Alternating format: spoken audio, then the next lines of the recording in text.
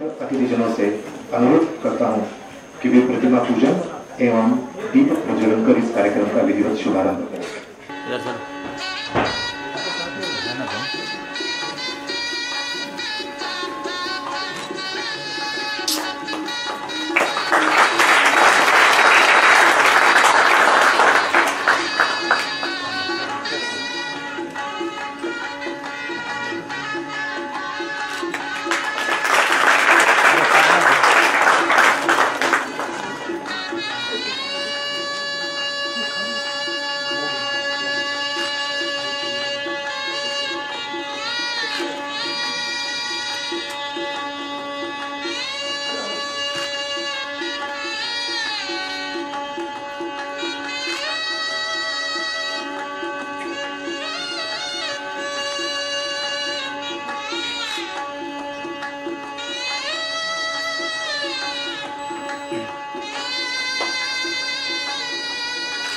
भारत माता की जय। भारत माता की जय। भारत माता की जय।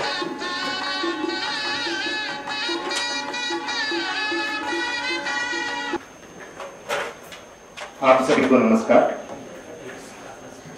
आज राष्ट्र आजादी का अमृत महोत्सव मना रहा है। यह एक स्वर्णिम अवसर है जब हम स्वतंत्रता प्राप्ति के लिए हुए संघर्षों और बलिदानों को याद करें, उन वीर गाथाओं का पुनर्पाठ करें। हम सब जानते हैं कि स्वतंत्रता संग्राम में जनजाति समाज का अविस्मरणीय योगदान रहा है। संगठित विद्रोह के अलावा भी हजारों व्यक्ति बलिदान हुए। स्वतंत्रता संग्राम में जनजाति समाज के योगदान और जनजाति नायकों के बलिदानों को जनजाति समाज की युवा पीढ़ी के साथ साझा करने के लिए देश भर में 100 से अधिक विश्वविद्यालयों में स्वतंत्रता संग्राम में जनजाति नायकों का योगदान इस विषय पर कार्यक्रम आयोजित हो रहे हैं। इस तरह आज हमारे यहाँ राष्ट्रीय अनुसूचित जनजाति आयोग नई दिल्ली तथा स्वामी रामानंद तीर्थ मराठवाड़ा विश्वविद्यालय नांदेड़ के तत्वाधान में आयोजित स्वतंत्रता संग्राम में जनजाति नायकों का योगदान कार्यक्रम प्रस्तुत हो रहा है। प्रथमतः कार्यक्रम का शुभारंभ हम अपने स्वामी रामानंद तीर्थ मराठवाड़ा विश्वविद्यालय नांदेड़ के कुल गीत से करेंगे। कृपया सभी खड़े हो जाएं।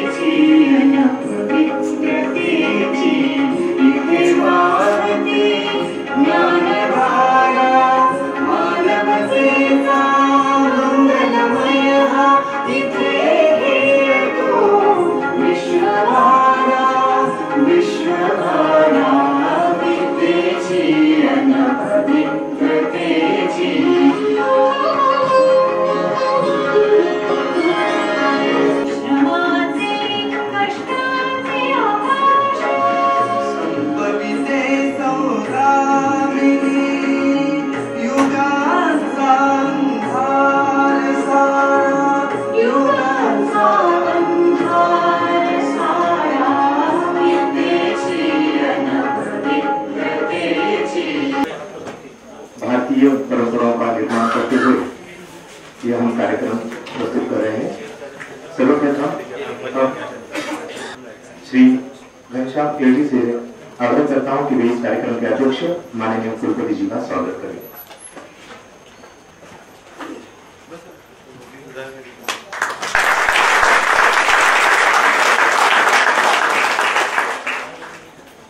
एलजी से आग्रह करता हूं कि वे इस कार्यक्रम के विशेष अतिथि माननीय उपकुलपति जी का स्वागत करें।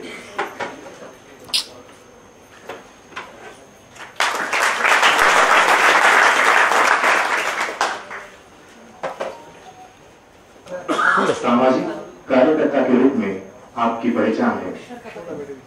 वर्तमान में आप सेंद्रीय खेती बीज प्रमाणीकरण समिति महाराष्ट्र राज्य के सदस्य हैं। आप international funds for agricultural development 2003 आपको पुरस्कार दिया गया, जो कि एशिया पैसिफिक में द्वितीय है। उसका वितरण बैंकॉक में हुआ। आपको राष्ट्रीय स्तर का पुरस्कार बायोडायवर्सिटी के लिए दिया गया, जिसका वितरण पोर्ट ब्लेयर में 2014 में हुआ। उच्च स्तरीय सलाहकार समिति वन पर्यावरण एवं वातावरण मंत्रालय भारत सरकार 2015-2017 तक आप उसके सदस्य रहे। आपको कई सारे पुरस्कार महाराष्ट्र स्टेट और भारत सरकार ने दिए हैं। उसमें से कुछ चुनिंदा international fund for agricultural development 2003, UNDP India diversity award 2014, Sant Tukaram one gram पुरस्कार गवर्नमेंट ऑफ महाराष्ट्र। लिस्ट जो है अवार्ड्स की वो माननीय चित्रांग जी की बहुत है और एक बहुत शहीदी व्यक्तिमत्व आज हमारे साथ है। तथा मैं माननीय उप कुलपति महोदय से आग्रह करता हूं कि वे कार्यक्रम के मुख्य अतिथि माननीय श्री डॉक्टर उत्तम जी धुमाड़े जी का स्वागत करें। माननीय श्री डॉक्टर उत्तम धुमाड़े, आप मूलतः से महाराष्ट्र के नांदेड़ के किन्नौर से हैं। आप जनजाति समाज से ही हैं। वर्तमान में आप वैद्यकीय अधिकारी उप जिला अस्पताल किन्नौर में कार्यरत है।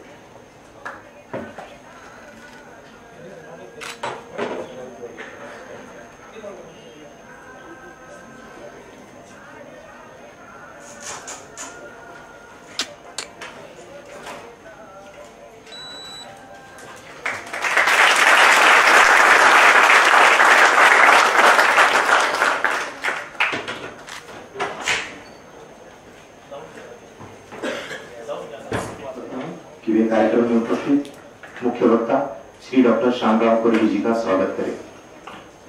माननीय श्री डॉक्टर श्यामराव कोरडी, आप जनजाति समाज से ही है। आप मूलतः से महाराष्ट्र के गढ़चिरोली से हैं।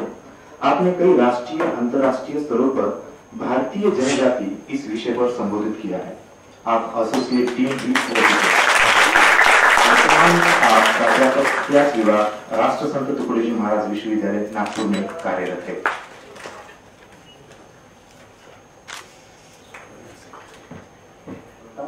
माननीय श्रीमती प्रोफेसर फिरमी बोडो जी का स्वागत करें और उनका परिचय करने के लिए मैं आमंत्रित करता हूं डॉक्टर घनश्याम मैनी सर को।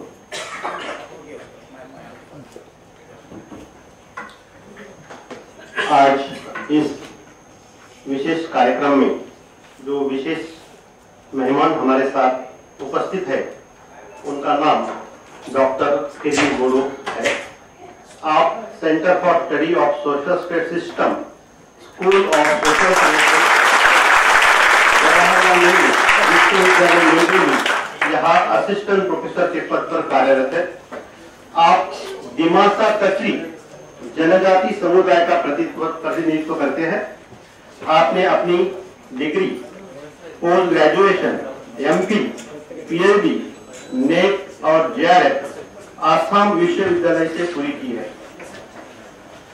आपका विशेषीकरण विकास का समाजशास्त्र और संदेश वहन का समाजशास्त्र है। आपका एरिया ऑफ इंटरेस्ट जनजाति अध्ययन, धर्म, संस्कृति और सभ्यता, भारतीय तत्वज्ञान और धर्म, इस एरिया में आपका इंटरेस्ट रहा है। आपको एनसीसी के लेफ्टिनेंट उपाधि से नवाजा गया है। आपने 20 से ज्यादा अंतर्राष्ट्रीय राष्ट्रीय परिचर्या में सहभाग लिया है। आपने उत्तर पूर्वांचल के बर्मांस जनजाति पर शिक्षा के एंगल से, आरोग्य के एंगल से, संप्रेषण के एंगल से, लिंग भाव, भाषा और स्थानीय व्यवस्था पर अनेक शोध पत्रिकाओं में लेखन किया है। ऐसे गणमान्य व्यक्ति आज हमारे स्वामी रामानंद तीर्थ मराठवाड़ा विश्वविद्यालय के इस कार्यक्रम में उपस्थित है।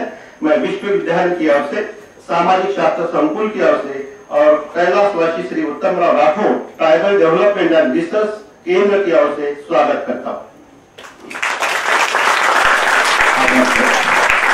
आध्यात्मिक परंपराओं, विशिष्ट संस्कृति और श्रेष्ठ जीवन मूल्यों के साथ सदैव से भारतीय सभ्यता और संस्कृति का अभिन्न अंग रहा है।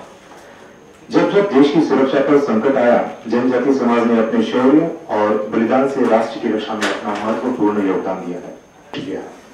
चाहे तिलका मांझी के नेतृत्व में पहाड़िया आंदोलन हो, कोया जनजाति का विद्रोह हो, कोया जनजाति द्वारा सशस्त्र संघर्ष हो, भगवान बिरसा मुंडा के नेतृत्व में संघर्ष हो, सिद्धू कानू के नेतृत्व में संथाल आंदोलन हो, भीलों के विभिन्न आंदोलन, मानगढ़ का बलिदान हो, अंग्रेजों के विरुद्ध जनजाति समाज के संघर्ष और बलिदान की एक समृद्ध परंपरा रही है। संगठित आंदोलनों और विद्रोहों के अतिरिक्त जनजाति समाज द्वारा व्यक्तिगत बलिदानों को भी एक लंबी श्रृंखला रही है। हजारों नाम तो ऐसे हैं जिनका बलिदान इतिहास के पन्नों में दर्ज ही नहीं हो पाया। आज भी जनजाति समाज में ऐसे अनेक लोकगीत और कथाएं प्रचलित है जो अंग्रेजों के साथ हुए समाज के संघर्ष को रेखांकित करते हैं। राष्ट्र प्रेम से ओतप्रोत जनजाति समाज द्वारा किए गए संघर्ष और बलिदान को शत शत नमन। मेरी टेक्निकल टीम से अनुरोध है कि वे हाल ही में रिलीज RRR मूवी का गीत प्रसारित करें।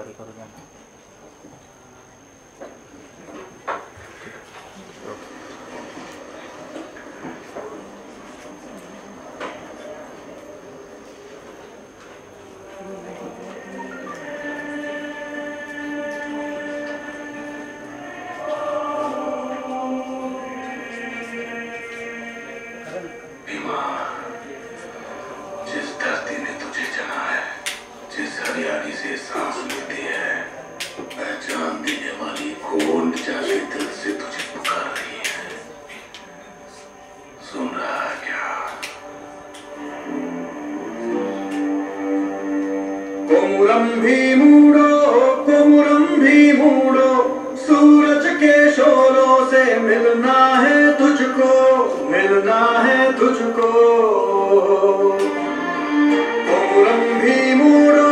कोमुरम भी मूडो रग रग की ज्वाला सा जलना है तुझको, जलना है तुझको।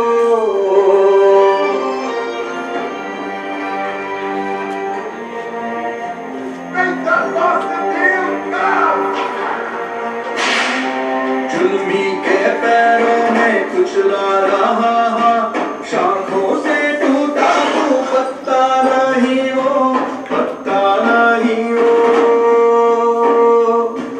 जुल्मी की चौखट को घर जो कहा, फिर ये जन्म तेरा सच्चा नहीं हो, सच्चा नहीं हो। कोमुरम भी मूडो, कोमुरम भी मूडो सूरज के शोलों से मिलना है तुझको, मिलना है तुझको।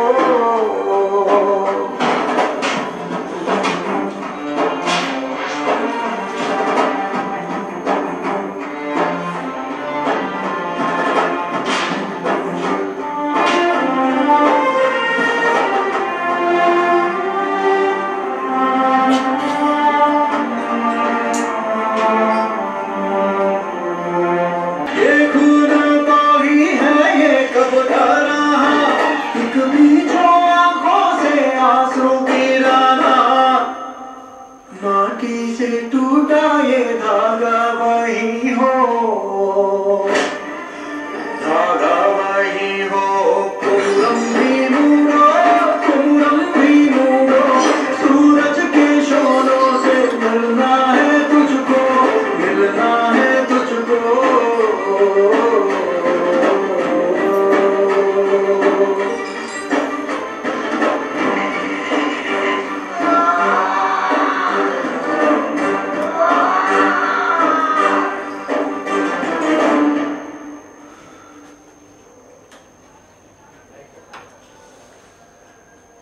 नदिया सा बहता वो दिल का तू लो,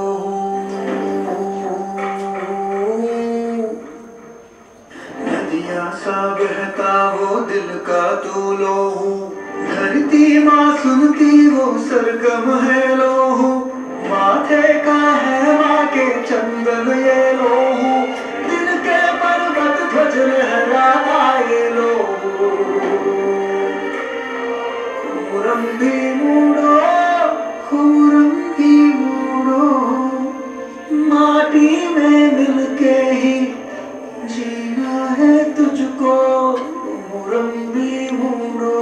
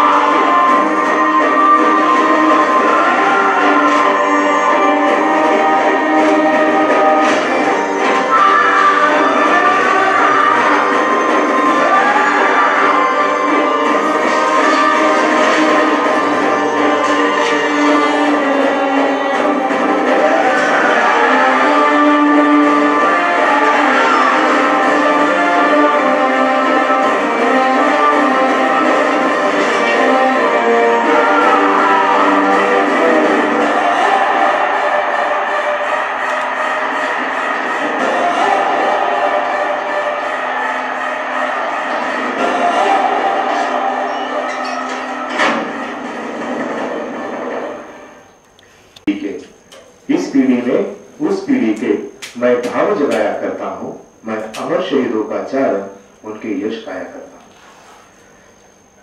मैं हमारे मुख्य वक्ता माननीय श्री डॉक्टर श्यामराव कुर्वी जी को उनके वक्तव्य हेतु सादर आमंत्रित करता हूं। डॉक्टर सबको सेवा जोहार, जय सेवा। आज के इस कार्यक्रम के अध्यक्ष डॉक्टर उद्धव जी भोसले सर, सम्माननीय कुलपति स्वामी रामानंद तीर्थ, मराठवाड़ा विद्यापीठ नांदेड़। आज के इस कार्यक्रम में विशेष उपस्थित डॉक्टर जोगेंद्र सिंह बिसेन सर, उप कुलपति स्वामी रामानंद तीर्थ, मराठवाड़ा विश्वविद्यालय। साथ में आज के इस कार्यक्रम में मुख्य अतिथि के रूप में पधारे हुए माननीय चैतराम जी पवार, उसी के साथ डॉक्टर उत्तम धुमाड़ी जी जो यहाँ पर उपस्थित हैं इस व्यासपीठ पर। और आज आप सबको संबोधित करने के लिए दिल्ली से आए हुई हमारी प्रोफेसर फिल्मी बोडो और इस कार्यक्रम को अच्छी तरह से आयोजित करने वाले इस टीम के जो सदस्य हैं, शहानिस सर, यरने सर, और आप सभी जनजातीय समुदाय से आए हुए, अलग अलग जगहों से आए हुए विद्यार्थी मित्र, अध्यापक वर्ग और समाज के बहुत सारे प्रतिनिधि इस वक्त इस मंच, इस सभागृह में उपस्थित हैं।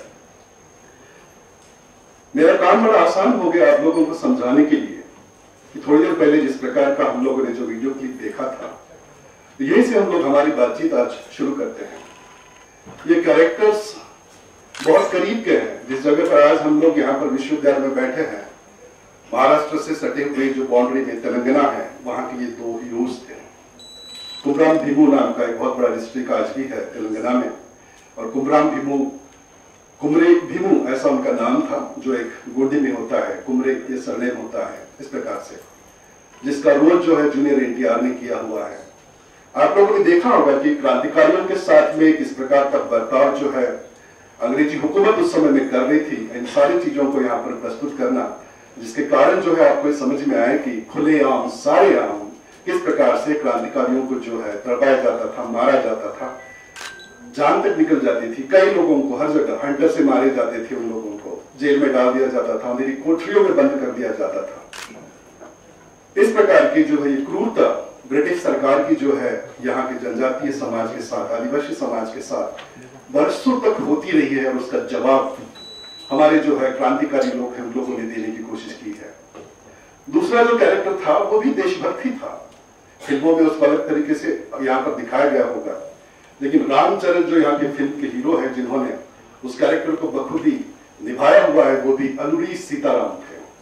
वो भी इसी प्रांत के थे, तेलंगाना के।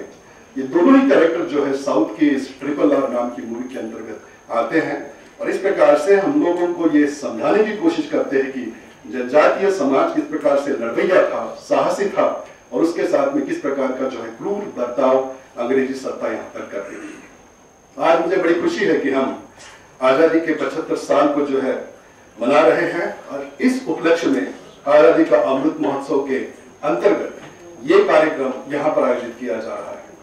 मुझे मालूम है कि आप सब लोग यहाँ बहुत सारे क्रांतिकारियों को सुनने के लिए आए हैं, लेकिन मैं आपको ये भी बता दूं कि यहाँ आने से पहले, आगमन से पहले आप लोग जहाँ पर रजिस्टर्ड काउंटर में साइन कर रहे थे, और वहां प्रदर्शनी जो लगी हुई है उसमें कई सारे हीरोज हैं। वो किसी प्रांत क्षेत्र से जुड़े नहीं हैं, पूरे भारत वर्ष से यहाँ पर है। नॉर्थ ईस्ट से लेकर तो गुजरात से लेकर तो दक्षिण भारत का बहुत बड़ा हिस्सा, और हर जगह हर जनजाति का व्यक्ति यहाँ पर प्रदर्शन के लिए रखा हुआ है। मुझे लगता है कि उनके इस प्रकार के कार्यक्रम के आयोजन के माध्यम से उनके साहस को, उनके पराक्रम को, उनकी शहादत को हम लोग नमन कर रहे हैं। ये बहुत बड़ी बात है। मुझे गर्व के साथ ये भी बताने के लिए आनंद आता है कि 15 नवंबर जो है भगवान बिरसा मुंडा जिनको हम लोग मानते हैं, धरती का आबा जिसको मानते हैं, उनके जन्म दिवस को भारत सरकार की ओर से जनजाति गौरव दिन के लिए जो है उसको घोषित किया हुआ है। वो भी जनजातीय समाज का आत्मसम्मान बढ़ाने की एक बहुत बड़ी पहल भारत सरकार के द्वारा हुई है, और इसलिए मैं उनका कदर करता हूं। इतिहास में अगर मैं ये कहूं कि हम लोग बहुत कम लोगों को जानते हैं, सच में आप में से कितने लोगों ने जो है, जितनी प्रदर्शनी लगी हुई है उसमें से कितने लोगों को आप लोग जानते थे? हम लोगों को इनके बारे में बिल्कुल भी जानकारी नहीं है। जिस प्रकार की किताबें, जिस प्रकार का स्कूल, जिस प्रकार की हम लोगों की शिक्षा दीक्षा हुई है, उसमें इस प्रकार के लोगों के लिए कोई जगह नहीं थी। क्योंकि अंग्रेजी हुकूमत ने इन लोगों के लिए जो नाम रखा था, उन नामों को मैं आप लोगों के सामने आज भूल भी नहीं सकता। वो उनको डकैत कहते थे, उनको डाकू कहते थे, उनको चोर कहते थे, लेकिन वो इस देश की धरती को बचाने के लिए अपनी जान देने पर तुले हुए थे। और इस प्रकार से जनजातीय समाज का योगदान जो है वो इतना ज्यादा है कि हम लोग उसको जो है सोच भी नहीं सकते। हम राष्ट्रवाद की कल्पना बहुत बाद में करते हैं। हम ये कहते हैं कि देश की आजादी के लिए गिने चुने लोग ही लड़े हैं। मैं तो ये कहूंगा कि जनजातीय समाज जब अपनी आहुति दे रहा था, जब वो अकेला लड़ रहा था, तब दूसरा समाज उनके साथ में शुरुआती दौर पर बिल्कुल भी नहीं था। फिल्मों में जिस प्रकार से हम लोग देखते हैं, ये घटनाएं बाद की है, जहां आपको पठान दिखेंगे, जहां आपको रोहिल्ले दिखेंगे, जहां आपको अन्य समाज के लोग भी दिखेंगे, लेकिन शुरुआती तौर पर जब ये संघर्ष हो रहा था ब्रिटिशों के साथ में, उस समय जनजाति समाज अपने पारंपरिक हथियारों के माध्यम से, चाहे तीर हो, धनुष हो, कोयता हो, आप लोगों ने फोटोज में देखा है किस प्रकार के हथियारों का जो है वो लोग इस्तेमाल करते थे। कितने कम संसाधनों के माध्यम से वो लोग इतने बलाढ्य की शक्ति के साथ में लड़ रहे थे, उसकी हम लोग कल्पना नहीं कर सकते। उसके लिए जिस प्रकार का धैर्य, जिस प्रकार का पराक्रम लगता है, वो शायद बाकी और जगह हमको दिखाई नहीं देता, लेकिन जनजाति और आदिवासी समाज में ये कूट कूट के भरा था। इसके एग्जाम्पल जो है हम लोग इतने सारे जनजातियों को जो आज हम लोग यहाँ स्मरण कर रहे हैं, वो हम लोगों को दिखाई देता है। जनजातीय समाज को लूटने वाले कौन थे? वहां जितने भी जनजातीय लोगों ने जिनके खिलाफ में हथियार उठाया था, उसमें शाहूकार है, व्यापारी है, व्यवसायी है, मध्यस्थ है और ब्रिटिश सरकार है। और ब्रिटिश सरकार ने क्या किया था? ब्रिटिश सरकार जो है वो शोषण करने वालों की रक्षा कर रहा था और इस शोषण के खिलाफ लड़ने वाले लोगों को जेल में डाल रहा था। इस प्रकार की आहुति हमारे जनजातीय समाज के लोगों ने दी है। इसको हम लोग यहाँ पर जो है बहुत अच्छी तरह से समझना जरूरी है। इतिहास में अगर हम लोग झांक कर देखते हैं, सदैव जनजातीय समाज जो है वो हर जगह उपस्थित था, लेकिन हम लोगों की जिस प्रकार की शिक्षा दीक्षा हुई है वहां वो अब्सेंट दिखाया हुआ है। और इसलिए हम लोग किसी प्रकार के लिटरेचर में जो है जनजातीय समाज का अस्तित्व जो है दिखाई नहीं देता। और इसलिए नई पीढ़ी के प्रतिनिधित्व करने वाले जितने भी लोग होंगे, उनको लगता है कि जनजातीय समाज का कोई योगदान इस देश को बनाने में नहीं है। इस प्रकार की आशंका आपको हो सकती है, पर ऐसा नहीं है। अगर आप लोग अगर किताबों में पढ़ोगे, रामायण महाभारत से लेकर जितने भी पुराण है, उसमें बहुत सारे ट्राइबल्स कम्युनिटीज और समुदाय हुआ करते थे। निषाद है, सबर है, भील है, कोल है, किरात है, दास है, दस्यु है, शूद्र है, ड्रमिक है, द्रविड़ है। 10 प्रकार के जो है ट्राइबल जनजातियां जो है उस समुदाय में भी थी। और इस प्रकार के प्रमाण जो है हमारा साहित्य हमको बताता है। और केवल इन लोगों का इतना ही नहीं था, आप लोगों ने रामायण और महाभारत पढ़े होंगे, इस प्रकार की ये जनजाति थी और किस प्रकार उस समय के जो भी सत्ताधीश रहे होंगे उनके साथ उनके संबंध किस प्रकार के थे, ये भी हम लोग जानते हैं। मध्ययुगीन काल के समय की अगर हम लोग बात करेंगे तो आपको समझ में आ जाएगा कि वहां एक नाम लिखा हुआ है, पुंजा राणा भिल। जो महाराणा प्रताप जो महान लड़वैया हुए थे, उस महाराणा प्रताप ने उस व्यक्ति को अपना भाई माना था और उनको भील राणा का किताब जो है दिया हुआ था। इस प्रकार का इतिहास बताता है। हमारे केवल पुरुष ही उस समय में जो है पराक्रम नहीं दिखा रहे थे। मध्ययुगीन इतिहास में भी अगर रानी दुर्गावती का नाम, वीरांगना दुर्गावती का नाम बड़े आदर के साथ में लिया जाता है। ये वो रानियां और उस प्रकार के व्यक्तिमत्व थे जो उस समय के सबसे जो है बलवान शासक के खिलाफ में जो है इन लोगों ने जंग छेड़ दी थी। अकबर के खिलाफ में लड़ने का साहस एक महिला और एक स्त्री और एक महारानी को उस समय में कहां से मिला होगा, आप लोग कल्पना भी नहीं कर सकते। इतना ही नहीं है, वे हर समय थे। छत्रपति शिवाजी महाराज का सेना का बहुत बड़ा हिस्सा जो है आदिवासी नायकों के द्वारा जो है भरा हुआ था। उनके गुप्तहेर जिसको हम लोग बोलते हैं, मुखबिर का जो प्रमुख हुआ करता था बहिर्जी नायक, ये व्यक्ति कौन था? जनजातीय समाज से पैदा हुआ व्यक्ति था और उसने इस प्रकार से जो है अपना योगदान दिया था। मध्य भारत की अगर आप लोग कल्पना करें, जिसको हम लोग गोंडवाना कहते हैं, गोंडवाना में जनजातीय समाज के जो है साम्राज्य थे। ये नहीं कहूंगा कि जमींदारियां थी, जमींदारियां नहीं थी, बड़े साम्राज्य थे।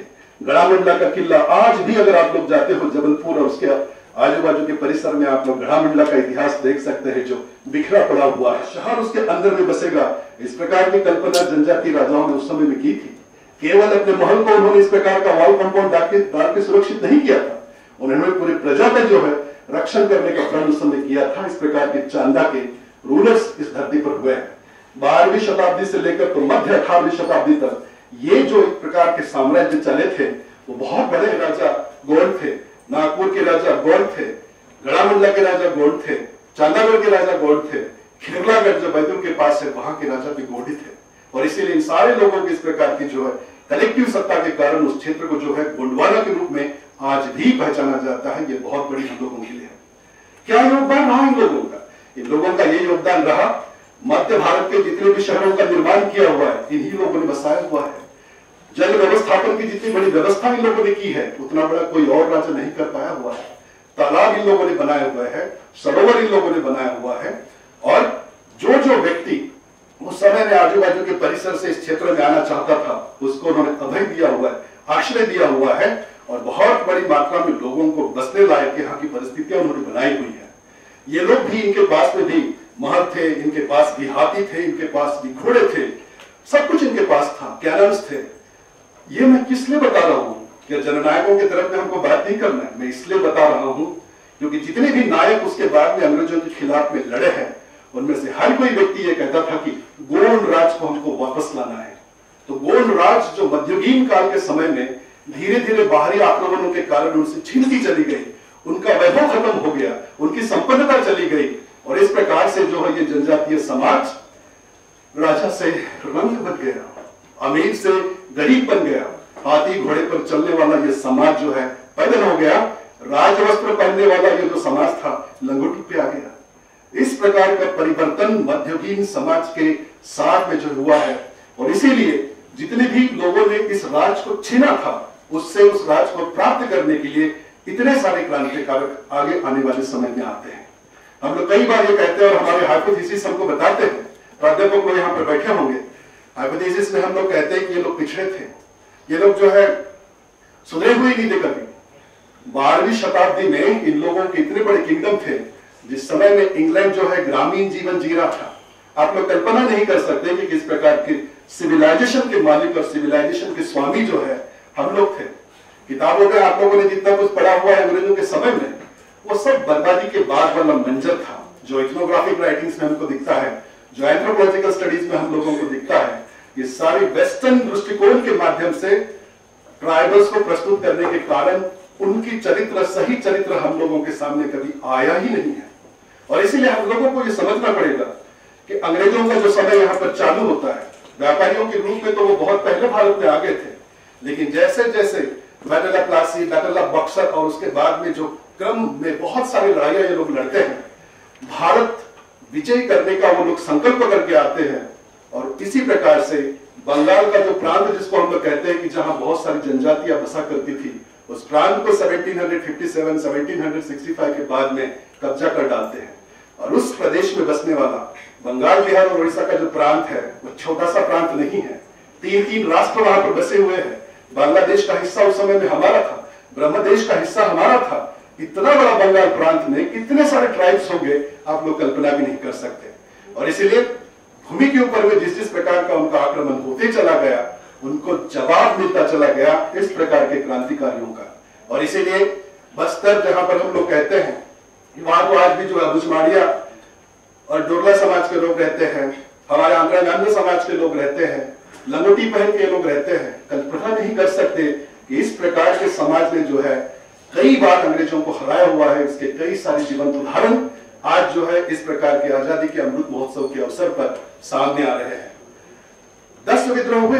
बस्तर जो प्रांत यहाँ से बहुत ज्यादा दूर नहीं पड़ेगा। आप लोगों को यकीन नहीं होगा कि वहां उनके प्रथा परंपराओं को जिसने भी डिस्टर्ब करने की कोशिश किया उसके खिलाफ उन्होंने विद्रोह किया है। चाहे वहां दंतेश्वरी की मान्यता हो, चाहे वहां साल्ट रीज है। हम लोग तो सुंदरलाल बहुगुणा को जानते हैं कि उन्होंने जो है पेड़ बचाने के लिए आंदोलन किया था।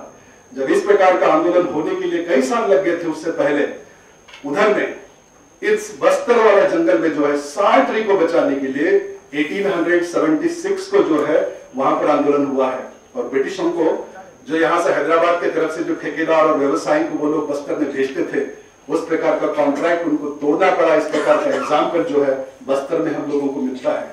बस्तर के लोगों को आज भी हम लोग बोलते हैं ये लोग पिछड़े हुए हैं, ये लोग जो है अप्रगत है, लेकिन इसी प्रकार के लोगों ने जो है अंग्रेजों के खिलाफ में जंग छेड़ी हुई है। इसके जीवंत उदाहरण आज भी वहां पर मिलते हैं। वहां के जितने भी हीरोज हैं, भूमकाल विद्रोह के बारे में आप लोगों ने सुना होगा 1910 का गुंडाधूर नाम का, जिनका प्रतिभा, जिसकी जो है चित्र हमको नीचे में मिलता है। गुंडा नाम का शब्द भी उसी समय से प्रचलित हुआ पूरे भारत में। ब्रिटिशों के खिलाफ में लड़ने वाला इस व्यक्ति का नाम गुंडाधुर नहीं था, बागाधुर्वे उसका नाम था। और इस प्रकार का ये गोंड जनजाति का नेतृत्व करने वाले व्यक्ति ने ब्रिटिशों को धूल चटाई थी। ये कोई राजा महाराजा नहीं था, सामान्य जनता का प्रतिनिधि था। उसके पास में जो पराक्रम और कौशल्य संगठन की क्वालिटीज थी, उसके बल पर उसने जो है भूमकाल विद्रोह किया था। और भूमकाल विद्रोह 1910 में जो बस्तर विभाग में हुआ था, उसके बाद में एक जलजला वहां से उठ खड़ा हुआ था। अंग्रेजों के समझ में आ गया था कि इन ट्राइबल लोगों के अंदर में बहुत ज्यादा जो बदल करना आसान नहीं है, उनको छेड़ना आसान नहीं है, और इसलिए कई उनका जो बदलाव आने वाले समय में हुए हैं उनकी हम लोग कल्पना भी नहीं कर सकते। देश के सारे क्षेत्र से, चाहे वो नॉर्थ ईस्ट हो, चाहे हम लोग मध्य भारत की बात करेंगे या आंध्र प्रदेश की बात करेंगे या मध्य प्रदेश, झारखंड, हर क्षेत्र में जो है जनजातीय समाज ने हमेशा ही जो है अंग्रेजों के खिलाफ में बगावत की है और अपनी शहादत भी दी है। और इसीलिए आज अगर हम लोग ये कहते हैं कि हमारी आजादी जो है बिना रक्त और बिना खून के जो है मिली है, तो कहीं ना कहीं हमारे जनजातीय समाज के साथ में जो है बुरा हो रहा है। इस चीज को हम लोगों ने समझना चाहिए। तिलका मांझी का आप लोगों को नीचे में चित्र दिखा होगा। आप लोगों को यकीन नहीं होगा कि हम लोगों को कोई किसी व्यक्ति विशेष से कोई हम लोगों को शिकायत नहीं है। हम मंगल पांडे को भी उतना ही अच्छा मानते हैं, चंद्रशेखर आजाद को भी उतना ही मानते हैं, राम प्रसाद बिस्मिल को भी हम लोग मानेंगे। सारे क्रांतिकारियों के बारे में हम लोगों की राय बिल्कुल सही है, उनका जो भी कर्तव्य रहा वो बिल्कुल सही था। लेकिन उसके साथ साथ मैं ये यहाँ पर कहना चाहता हूँ कि जनजातीय समाज के लोगों ने जो अपनी क्रांति के द्वारा योगदान दिया हुआ है, उसको भी हम लोगों ने आज याद करना चाहिए। हम लोग आजादी का महोत्सव मना रहे हैं और इस प्रकार की आजादी में ऐसे जो तिलका मांझी जिसका नाम समझा जाता है, ये 1857 के 90 साल पहले इस व्यक्ति ने जो है अंग्रेजी सत्ता के खिलाफ में विद्रोह किया हुआ है। आप में से कितने लोग इस चीज को मानेंगे मुझे मालूम नहीं। तिलका मांझी, उसका हर एक चीज का मतलब होता है। जनजातीय समाज में लोगों के जो नाम भी रखे जाते हैं उनके गुणधर्म के हिसाब से रखा जाता है। इसलिए तिलका का मतलब लाल आंखें वाला व्यक्ति के रूप में उसको कहा जाता था। मांझी का मतलब गांव का प्रमुख इस प्रकार से था। तो तिलका मांझी ग्राम के प्रमुख थे और इस व्यक्ति ने जब आजू बाजू में देखा था कि जो व्यवसायी है, व्यापारी है, अंग्रेज है, किस प्रकार से जनजातीय समाज को लूट रहे हैं, खसोट रहे हैं, शोषण कर रहे हैं, उसके खिलाफ में हथियार बंद होकर उसने नेतृत्व स्वीकारा और भागलपुर, सुल्तानपुर इस प्रकार के क्षेत्रों में जो है इस व्यक्ति ने कहर ढाया था अंग्रेजों के खिलाफ में। आपको यकीन नहीं होगा कि यही वो तिलका मांझी था जिसने अपने डिस्ट्रिक्ट का जो कलेक्टर था उसको गुलेल से मार डाला था। आप लोग ये पारंपरिक हथियार उनके देखिए, तीर कमठा तो हम लोगों ने सुना हुआ है, गुलेल से किसी आदमी को, पंछी को हम मार सकते हैं, हमको मालूम है, लेकिन किसी अंग्रेज को मारने की कला इस व्यक्ति को मालूम थी। और इस प्रकार से अंत में फिर 1784 में ये व्यक्ति पकड़ा गया और इन व्यक्ति का इतना डर उस समय में अंग्रेजों के पास में था कि इसके करीब लोग आने से डरते थे। लाल आंखों का यह व्यक्ति इतना गुस्से उस समय लगता था कि आप लोगों को यकीन नहीं होगा कि भागलपुर शहर में 4 घोड़ों पर उसको बांधकर जो है घुमाया गया था। उसके बाद में भी उसकी मौत नहीं हुई थी। खून से, लहू से जो लथपथ होने वाले इस व्यक्ति को बाद में पेड़ पर लटका कर अंग्रेजों ने मारा था। इस प्रकार का तिलका मांझी जो है जननायक था हमारे समुदाय का।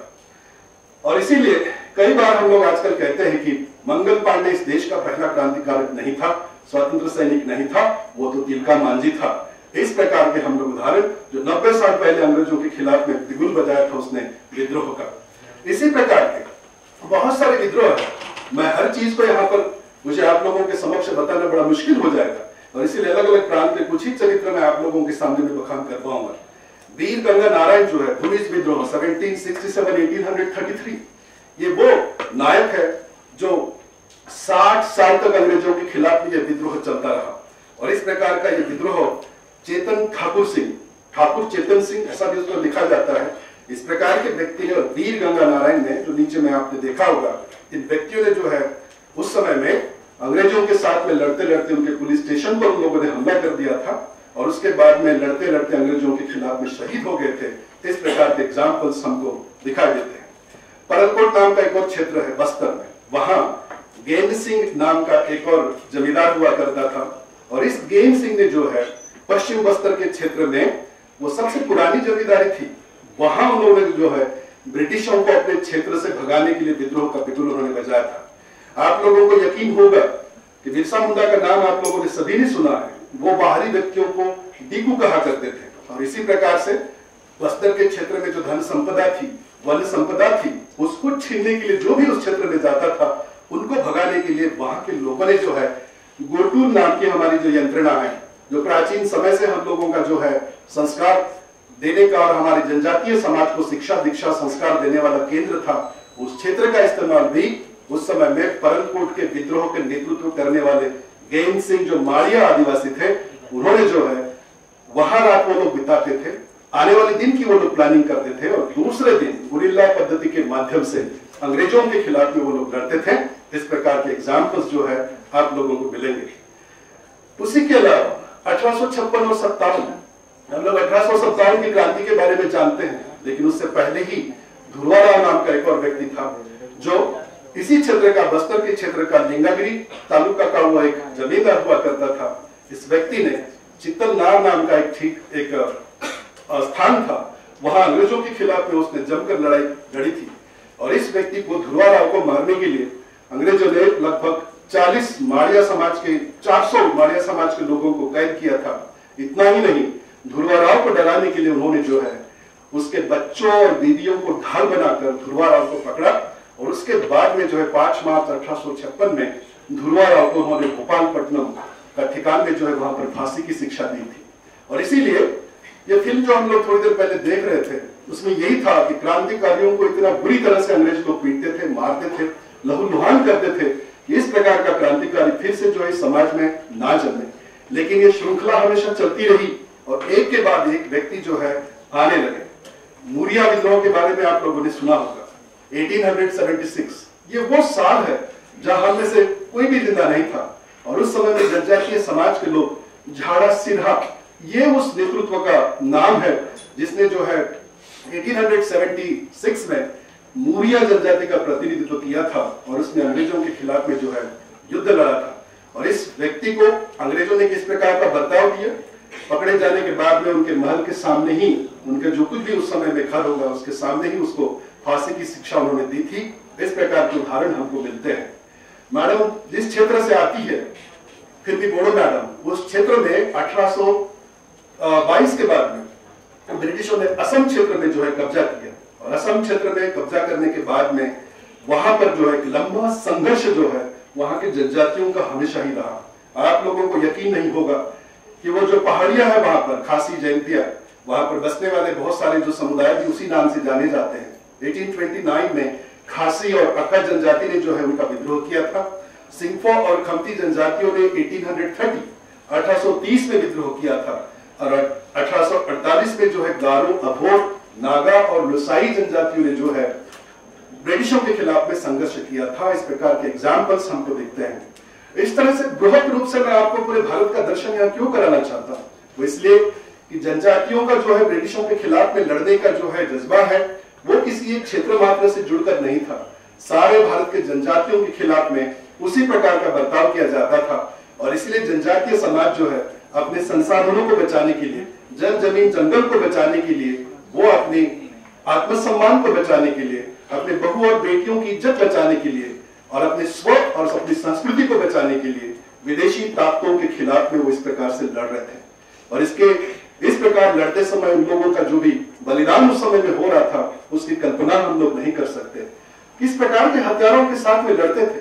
अंग्रेजों के साथ में तो उनकी पूरी फौज थी, उनके पास में तो हथियार अच्छे थे, विश्व की सारी तकनीक उनके पास थी। इस प्रकार के जो 3/4 दुनिया के ऊपर में राज करने वाले ब्रिटिशों के खिलाफ में जो है ये गरीब और जो शोषित इस प्रकार के जो है हमारे जनजाति भाई थे वो लोग उनके खिलाफ में लड़ रहे थे।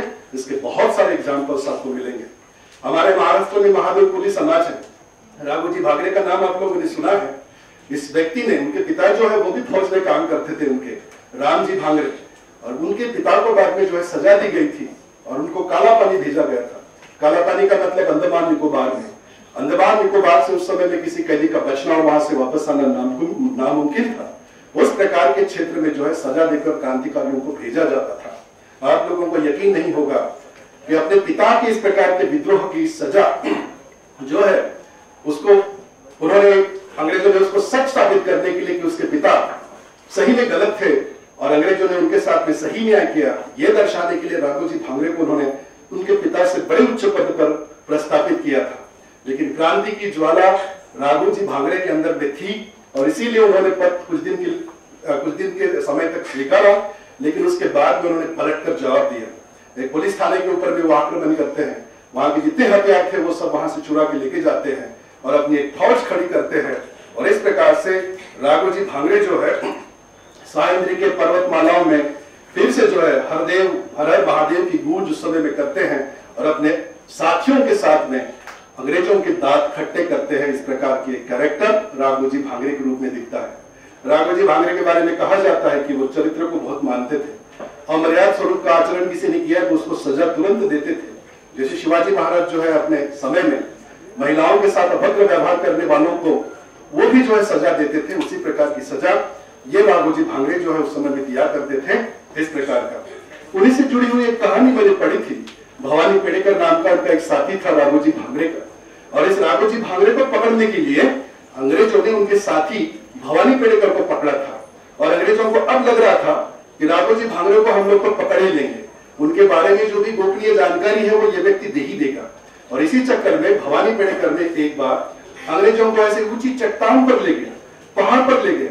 अंग्रेजों को लगा कि यह हमको जानकारी देने वाला है कि राघोजी भांगरे कहाँ छुपा हुआ है, और ऊंची चट्टान पर ले जाने के बाद में भवानी पेड़ेकर ने उस चट्टान से नीचे जो है दरी में छलांग लगाई और उसने अपनी जान दी, लेकिन अपने साथी के बारे में जानकारी अंग्रेजों को मुहैया नहीं करवाई। इस प्रकार के साथी राघोजी भांगरे ने उस समय में उत्पन्न किए थे और उनके साथी जो है उस समय में गद्दार नहीं थे।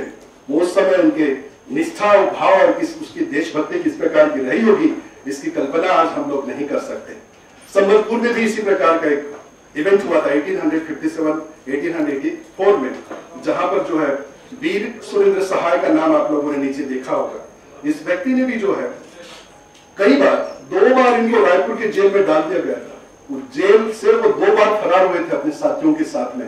तीसरी बार वो संघर्ष करते रहे, अंग्रेजों को भी उन्होंने मारा था, लेकिन बाद में जनता को सताए जाने के कारण जनता की जान बचाने के लिए सुरेंद्र सहाय नाम का ये व्यक्ति अपने आप को जो है पुलिस के हवाले कर देता है।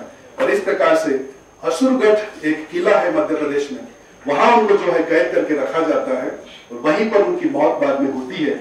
इस प्रकार का ये व्यक्ति जो है संबलपुर क्षेत्र जो है वहां से प्रतिनिधित्व करता हुआ दिखाई देता है। संथाल विद्रोह को हम लोगों ने बिल्कुल नहीं भूलना चाहिए। आज हमारे जो देश के प्रथम नागरिक महामहिम राष्ट्रपति मुर्मू जी जिस समुदाय से आती है उसी समुदाय से संथाल इस प्रकार का है। संथालों के बारे में जिस प्रकार का आंदोलन हुआ था उससे एक शब्द प्रचलित हुआ था, जैसे जय जोहार लोग बोलते हैं, जय सेवा लोग जो बोलते हैं, फूल जोहार नाम का शब्द जो है संथाल विद्रोह से हुआ था और उसका नेतृत्व कर रहे थे सिद्धू मुर्मू और कान्हू मुर्मू। आप लोगों को यकीन नहीं होगा कि सिद्धू मुर्मू और कान्हू मुर्मू के साथ साथ उसके परिवार के 6 लोगों को एक साथ अंग्रेजों ने मारा था और उसमें उनकी 2 बहनों के नाम भी नीचे लिखे होंगे, फूलो और झानो। इस प्रकार की इन्हीं जो पराक्रमी पुरुष थे उनकी बहनें थी और कहते हैं कि उनके हाथ में कुल्हाड़ी है। अब यहाँ से पलटकर जब जाओगे तो देखना, कहते हैं कि कुल्हाड़ी को चलाने की कला 2 बहनों को जिस प्रकार की थी उस प्रकार की कला उस समय में कोई नहीं जानता था। इस प्रकार की ये बहादुर जो है महिलाएं वीरांगनाएं उस समय में थी। इस प्रकार के बहुत सारे एग्जाम्पल्स हम लोग देख सकते हैं। आप लोगों को यकीन नहीं होगा, ये 1857 के पहले की बात है। 1855 में 56 में 2 साल में ये बहुत बड़ा हुल विद्रोह हुआ था और संथालियों को किताबों में लिखा हुआ है, आप लोग देख लीजिए। 30 जून 1855 में लगभग 10,000 संतानों को एक साथ अंग्रेजों ने मारा था। इतना बड़ा नरसंहार जो है 1857 के क्रांति से पहले अंग्रेजों ने किया था और उसी में ये एक बहुत बड़ा धोखा अंग्रेजों ने उनके साथ में किया था। किस प्रकार का धोखा था? इस आंदोलन को संताल के लोग जो है कर रहे थे, एक पहाड़ के ऊपर वो लोग चढ़ गए थे। चारों तरफ से जो है अंग्रेजों ने उनको घेर के रखा था और उनको बोला गया कि आप लोग नीचे आइए, क्योंकि उनको मिलने वाली रसद खत्म हो गई थी, मजबूर हो गए थे पहाड़ के ऊपर में। उनको बोला गया अंग्रेजों ने कि आप लोग नीचे आइए, हम लोग आपको नहीं मारे।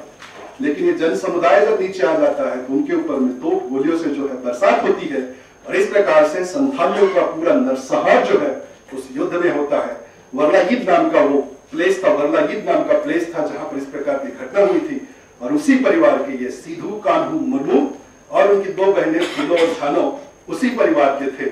इतना बड़ा जो है नरसंहार इतिहास में हम लोगों को दिखाई नहीं देता। 10,000 लोगों को उन्होंने मैदान में मारा था। उसके बाद में संथाल परगना के अंदर में कई परिवार को उन लोगों ने उजाड़ा था। बहुत सारे लेखकों ने आंकड़ा लिखा हुआ है, लगभग 40,000 संथालियों को अंग्रेजों ने मारा था। इसके एग्जाम्पल्स हैं।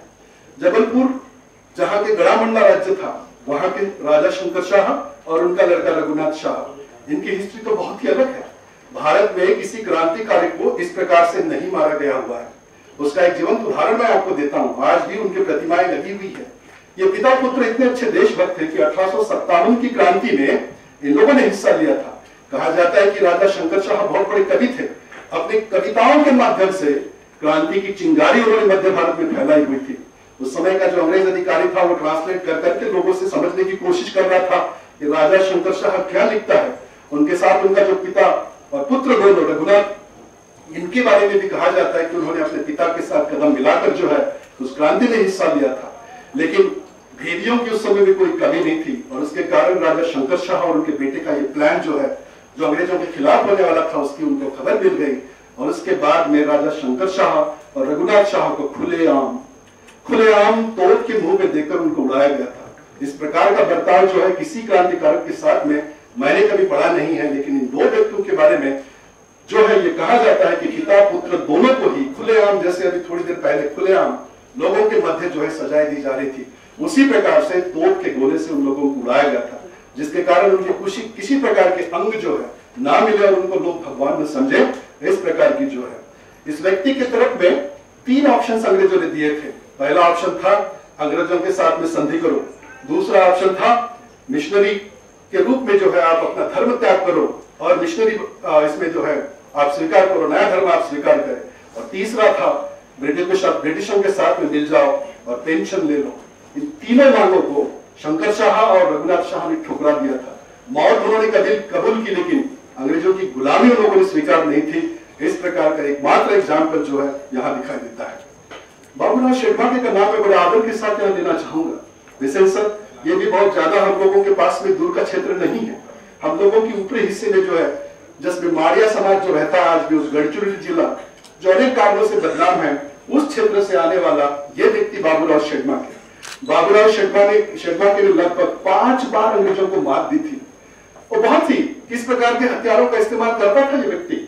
ये उस समय में पत्थरों का इस्तेमाल करता था, बैलबंडी के चप्पों का इस्तेमाल पहाड़ों के ऊपर से वो करता था। और अंग्रेजों के साथ में तीर कंठा और उनके भाला, इस प्रकार से परसी जो बोला जाता है, इस प्रकार के हथियार से उसने अंग्रेजों को काटा था। लेकिन फिर वहां पर इस बाबूराव शेरबागे के साथ में एक वेंकटराव करके उनके मित्र थे। और आप लोगों को आश्चर्य नहीं होगा कि ये चांदागढ़ का जो क्षेत्र आता है, जिस क्षेत्र से बाबूराव शेरबागे आते हैं, उस समय में वहां रहने वाले और भी समाज के लोग थे जिन्होंने उनको साथ दिया था। इनके बारे में आर्काइव्स ऑफ महाराष्ट्र जो मुंबई में है, वहां पर आज भी लगभग 500 के करीब में पुलिस रिकॉर्ड्स उपलब्ध है। ट्राइबल स्टडीज को करने के लिए हम लोग इस प्रकार के जो है, अगर आप में से कोई संशोधक होगा तो मैं आप लोगों को बताऊंगा कि क्रिमिनल रिकॉर्ड जहां है, जुडिशियल रिकॉर्ड जहां है, वहां आप लोग ढूंढिए तो शायद हमारे ये जनजाति नायक आप लोगों को मिल जाएंगे। सीधे सीधे सेक्रेट पेपर्स होंगे ब्रिटिशों के, वहां युग होंगे। इनके बारे में बहुत सारी जो है जानकारियां वहां इंग्लैंड में भी दबी हुई है। आप लोगों को यकीन नहीं होगा कि ये व्यक्ति इतना फेमस हुआ था, अंग्रेजों को इसने इतना त्रस्त करके रखा हुआ था कि ब्रिटेन की रानी विक्टोरिया वहां तक बाबूराव शेरबागे की खबर उस समय में पहुंची थी। और रानी ने उस समय में फरमान इंग्लैंड से दिया था कि बाबूराव शेरबागे को जिंदा या मुर्दा पकड़ा जाए, और पकड़ने वाले व्यक्ति को 1000 रुपए का पुरस्कार 1858-59 में। इस प्रकार का व्यक्तिमत्व ये बाबूराव शेरबागे था। और उसके साथ में उनके बहुत सारे लोग थे। लेकिन बाद में वहां की एक जमींदारी लक्ष्मीबाई थी जिन्होंने उनको खाने पर बुलाया था। और उसके बाद में अंग्रेजों की फौज वहां छुप कर बैठी हुई थी और खाना खाते हुए इस बाबूराव शेरबागे को पकड़ा गया। और उसके बाद में चंद्रपुर के जेल में पीपल के पेड़ पर लटका कर इस व्यक्ति की जो है फांसी दी गई थी। और आज भी वहां पर इस व्यक्ति के नाम पे 12 मार्च का दिन जो है 21 अक्टूबर 1858 को फांसी दी गई थी। और इसलिए 21 अक्टूबर आज भी उनके शहादत दिवस के रूप में वहां पर जो है मनाया जाता है। इस प्रकार भारत सरकार ने इस व्यक्ति को याद रखने के लिए 2009 में पोस्ट की जो टिकट है वो भी प्रकाशित की हुई है। इस प्रकार का महान नेतृत्व इस व्यक्ति ने किया था। अभी अगर हम लोग अंडमान के बारे में अगर बात करते हैं, बहुत सारे अंडमान के हीरोज, लिपा नाम की एक वीरांगना के बारे में नीचे में आप लोगों ने पढ़ा होगा, अगर नहीं पढ़ा है तो जरूर आप लोग सुनिए। अंडमान निकोबार में भी ट्राइब्स उस समय में थे, आज भी वहां पर है, लेकिन उनकी संख्या धीरे धीरे घटती जा रही है। जारवा आप लोगों ने सुना होगा, कोल, बी, बाले, इस प्रकार के जो है बहुत सारी जनजातियां वहां बसती है। 1857 के बाद में जितने भी क्रांतिकारी हुआ करते थे उन सारे लोगों को अंग्रेज जो है काला पानी की सजा देते थे और अंडमान निकोबार में भेज देते थे। वहां अंडाकार, वहां पर एक बहुत बड़ा सेल है, वहां लोगों को ये लोग जो है रखते थे ताकि वहां से ये लोग भारत भूमि पर फिर लौट कर नहीं आए। और इसीलिए यहाँ के जो भी क्रांतिकारी थे उन लोगों को बसाने के लिए अंडमान निकोबार में पेड़ काटना, बस्तियां बनाना, ये काम वहां चल रहा था। और उस प्रकार के कार्य का विरोध एक महिला ने किया था जिसका नाम लीपा था। और इस प्रकार से अंडमान के लोगों ने भी जो है ब्रिटिशों के खिलाफ विद्रोह किए हुए बहुत सारे एग्जाम्पल्स हम लोग देख सकते हैं। एक नाम जरा बड़ा बहुत पॉपुलर है, जैसे हम लोग बिरसा मुंडा को जानते हैं, टंट्या भील को भी हम लोग जानते हैं। टंट्या भील के बारे में कहा जाता है, टंट्या का मतलब होता है, मैंने पहले ही कहा था कि जनजातीय लोग जो है नेचुरल तरीके से अपने नाम रखते हैं। टंट्या का मतलब होता है कि जवाब सूखने के बाद में जो बचा रहता है उसको इस प्रांत में जो है टंट्या कहा जाता है। इस प्रकार का ये व्यक्ति, और उस समय 1856-57 में देश में बहुत बड़ा अकाल पड़ा था और इसलिए जितने भी जमींदार जो थे जनजातीय समाज के, उनको अपनी जनता की चिंता थी और इसीलिए शाहूकारों को लूटना, व्यापारियों को लूटना, गोदाम जो है अनाज के उनको तोड़ना, लोगों में बांटना, इस प्रकार के उस समय में नाम इनके चालू थे या इनके काम इस प्रकार के चालू थे। टंट्या भील को आज भी जो अंग्रेज लोगों ने अपनी किताबों में लिखा हुआ है, उनको चोर, डाकू, लुटेरा तो कहते ही थे, लेकिन उसके बाद में उन्होंने उनको एक टाइटल देके गए हुए, वो कहते थे कि भारत का रॉबिन हुड ये व्यक्ति है, इस प्रकार से वो लोग कहते थे। इस रॉबिन हुड की बहुत सारी खासियतें थी। ये व्यक्ति धनवानों से धन जरूर लूटता था लेकिन अपने लिए उसका कोई इस्तेमाल नहीं करता था। गरीब जो भी महिलाएं हैं, लड़कियां हैं, उनकी शादियां करता था, शादी करवाने में मदद करता था। उनको जो टंट्या मामा कहा जाता है ना, हम मामा किसको कहते हैं, इस व्यक्ति को उस समय में पूरा भील समाज आज भी अपने आप को मामा कहलवाने में उनको बड़ा आनंद आता है, क्योंकि ये व्यक्ति मामा था, सबके लिए प्यारा था। और जो भी उस समय में संकट में होता था, हवा की रफ्तार से ये व्यक्ति उस जगह पहुंच जाता था, उन लोगों की मदद करता था। इस प्रकार का टंट्या भील जो था, शाहूकार है, मालगुजार है, जो भी सरकार है, उनके लूटे हुए धन को लोगों में बांटता था और इसलिए उसको रॉबिन हुड कहा गया हुआ है। भारत के इतिहास में बड़े सम्मान के साथ इस जननायक का नाम मैं यहाँ पर लेना चाहता हूँ। अभी थोड़ी देर पहले जिसका हमने फिल्म देखा था, अल्लूरी सीताराम, ये व्यक्ति जो रामपा विद्रोह का नेतृत्व करने वाला, पुराने समय का आंध्र प्रदेश और अभी का तेलंगाना, वहां से जो है ये व्यक्ति आता है और वो व्यक्ति जो है उसको भगवान श्री राम का अवतार उनको समझा जाता था और इसलिए उनका आपने फोटो भी देखा होगा कि किस प्रकार से धनुष्बाण और श्री राम के जैसी जो है उनका अवतार किस प्रकार से दिखाया गया है। और उस प्रकार के आध्यात्मिक बल पर वो व्यक्ति ने जन समुदाय के लिए काम किया था। जनजातीय समाज से वो व्यक्ति नहीं था, उसके बाद में भी उस क्षेत्र में बसे हुए बहुत सारे लोगों का जो है उस व्यक्ति ने उद्धार किया हुआ था। और इन लोगों की उम्र भी क्या थी, क्रांतिकारियों की क्या उम्र हो सकती है, इसका एक जीवन एग्जाम्पल्स मैं आपको देना चाहूंगा। वहां भी थोड़ी देर पहले पहाड़ों की रानी गेंदेलयू के बारे में आप लोगों ने पढ़ा होगा। ये फिर जो है मैं आप लोगों को नॉर्थ ईस्ट की तरफ में लेके जाता हूं। इस महिला की उम्र कितनी होगी, महिला बिल्कुल भी नहीं थी, लड़की थी। कितने साल की, 13 साल की उम्र में अंग्रेजों के साथ में पंगा लेने वाली रानी गेंदेलयू थी। 16 साल की उम्र में उनको सजा हुई, जेल में लगभग 14 साल वो रही। आजादी के बाद में जवाहरलाल नेहरू खुद वहां पर गए और उनको उन्होंने जो है रानी का खिताब दिया हुआ है, वो रानी गेंदेलयू। इस प्रकार यानी किसी साहस और शौर्य दिखाने की कोई उम्र नहीं थी। जिस व्यक्ति को भी सही और गलत का फर्क था, अपने विवेक का इस्तेमाल कर वो ब्रिटिशों के खिलाफ में खड़ा होता था। इसका इस प्रकार का एक बहुत बड़ा एग्जाम्पल है। बिरसा मुंडा को कौन नहीं जानता, धरती का आबा बिरसा मुंडा कहा जाता है। भगवान बिरसा मुंडा इस प्रकार से उनका नाम लिया जाता है। ये वो व्यक्ति था जो घर में संपन्न नहीं था, गरीबी में उनके दिन चले गए थे, मिशनरियों के प्रभाव में वो आया था, ईसाइयत भी उसने जो है पढ़ी थी, लेकिन बाद में वैष्णव धर्म की तरफ में वो किस प्रकार से जाता है, पीला वस्त्र धारण करता है और आध्यात्मिक रूप से लोगों को समझाता है। समाज की बुराइयों को खत्म करने का प्रण लेता है और बिरसा नाम का एक नया पंथ ये व्यक्ति प्रस्तुत करता है, वो बिरसा मुंडा था। उम्र क्या थी इस व्यक्ति की? 25 साल। 25 साल में दुनिया उनको समझ में आने लगी थी। और डीकुओं के बारे में, डीकू इस प्रकार का शब्द जो है बाहरी व्यक्तियों के बारे में ये व्यक्ति इस्तेमाल करता था। वो हमेशा कहता था अपने जल और जमीन और इनको अगर आप लोग बचा नहीं पाओगे तो आप अपने जो है बीवी और बच्चों की किस प्रकार से जो है इज्जत बचा पाओगे। तो ये बहुत बड़ी बात है कि हम लोगों ने ये समझना चाहिए कि छोटे से उम्र में हम लोगों के जनजातीय समाज में जो है इस समय की इस प्रकार की जो है जागृति थी। कई सारे इतिहासकार और कई सारे बुद्धिजीवी कहते हैं, वो कहते हैं कि आदिवासी समाज ने स्वातंत्र संग्राम में भाग नहीं लिया। फिर ये क्या था?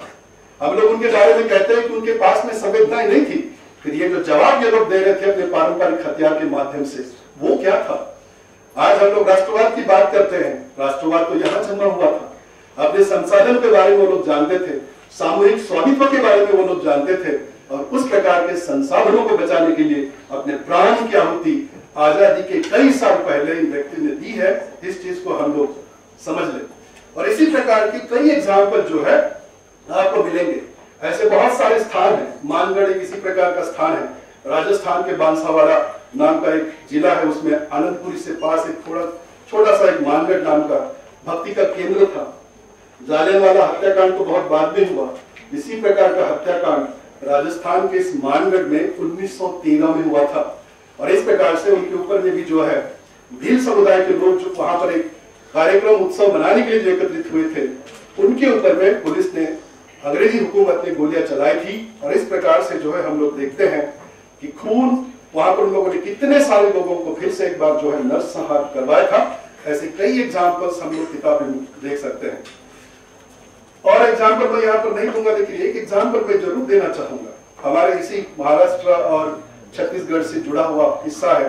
कंवर समाज वहां बहुत भारी मात्रा में है।